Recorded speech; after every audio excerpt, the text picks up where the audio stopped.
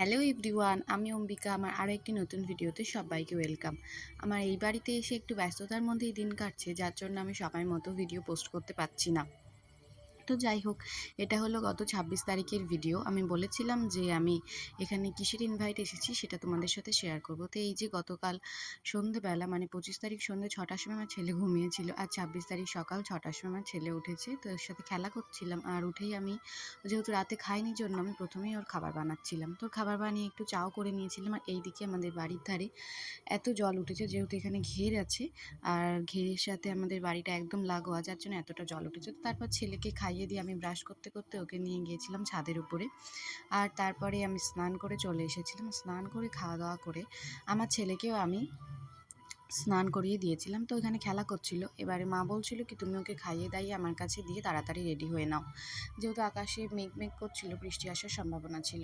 তো এই যে ওকে খাইয়ে দাইয়ে রেডি হয়ে গিয়েছিলাম। তো রেডি হয়ে আমার রেডি হওয়ার ক্লিপটা নেওয়া হয়নি। তো এই যে আমরা চলে গিয়েছিলাম। তো যে বেবিটার মুখে প্রসাদ হয়েছিল, ওদের একটু বৈষ্ণব মতে হয়েছিল মুখে প্রসাদ, যার জন্য এখানে যজ্ঞ করা হয়েছিল। আর এই যে আমার ছেলের আর আমার ফাইনাল লুক।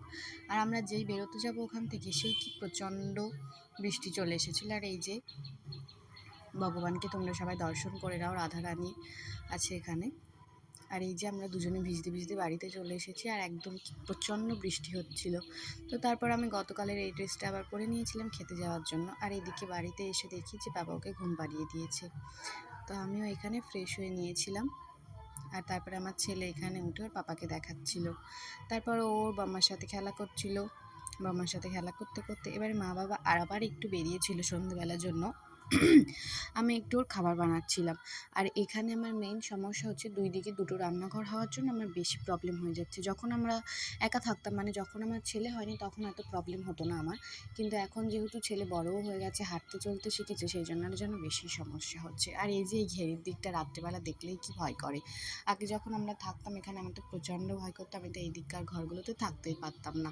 তারপর ছেলের সাথে খেলা করতে করতে ঘুম পেয়েছিল জন্য রাতে একটু ওকে খাবার খাওয়াচ্ছিলাম। আর এই যে একটা প্রসাদ দেখতে পাচ্ছ সাইডে, ওটা কিন্তু যেটা গোপালকে আগানো হয়েছিল সেটাই দিয়েছিল। আর আমি এখানে রাতের খাবার খেয়ে নিচ্ছিলাম। আর এই যে তারপরে আমরা তিনজন শুয়ে শুয়ে খেলা করছিলাম। তো যে পুচকিটার অন্নপ্রাশন ছিল তাকে আর দেখানো হয়নি, কারণ ও তখন ঘুমিয়েছিল, ওর মাম্মার কাছে ছিল জন্য আর আমি ওকে নিতে পারিনি। তো এই যে ভিডিওটা এইটুকুই ছিল। ভালো লাগলে এটা লাইক করে কমেন্ট করে দিও। বাই।